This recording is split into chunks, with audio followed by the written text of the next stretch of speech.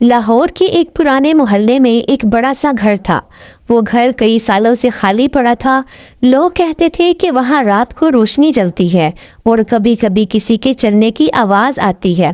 اس محلے میں ایک لڑکا رہتا تھا، سلمان۔ اس کا خاندان اس خالی گھر کے ساتھ والے گھر میں شفٹ ہوا۔ پہلی ہی رات سلمان نے عجیب چیز محسوس کی۔ رات کے تقریباً 3 بجے اسے دیوار کے اس پار آواز آئی، ٹھک ٹھک ٹھک، جیسے کوئی دیوار پر آہستہ آہستہ دستک دے رہا ہو۔ سلمان نے سوچا شاید کوئی جانور ہوگا اور وہ دوبارہ سو گیا۔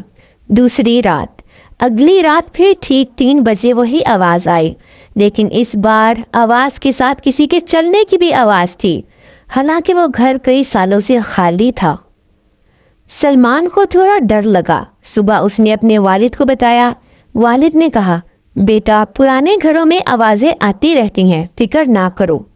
تیسری رات سلمان کو نیند نہیں آ رہی تھی۔ اچانک پھر ٹھک ٹھک ٹھک، لیکن اس بار آواز دیوار سے نہیں بلکہ اس کے کمرے کے دروازے سے آ رہی تھی۔ سلمان آہستہ آہستہ اٹھا اور دروازے کے پاس گیا۔ کون ہے؟ کوئی جواب نہیں آیا۔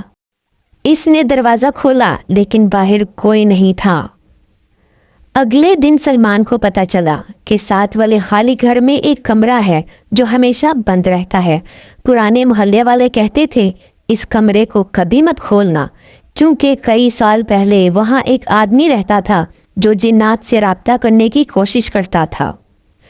ایک رات وہ اچانک غائب ہو گیا اور اس کے بعد سے وہ کمرہ بند ہے۔ خوفناک رات۔ اس رات سلمان کے کمرے میں اچانک لائٹ بند ہو گئی۔ پھر ایک آواز آئی بالکل اس کے کان کے پاس، دروازہ کھولو۔ سلمان کا دل زور زور سے دھڑکنے لگا۔ اس نے فوراً آیت الکرسی پڑھنا شروع کر دی۔ اچانک کھڑکی زور سے ہلی اور کمرے میں سرد ہوا چلنے لگی۔ پھر اچانک سب کچھ خاموش ہو گیا۔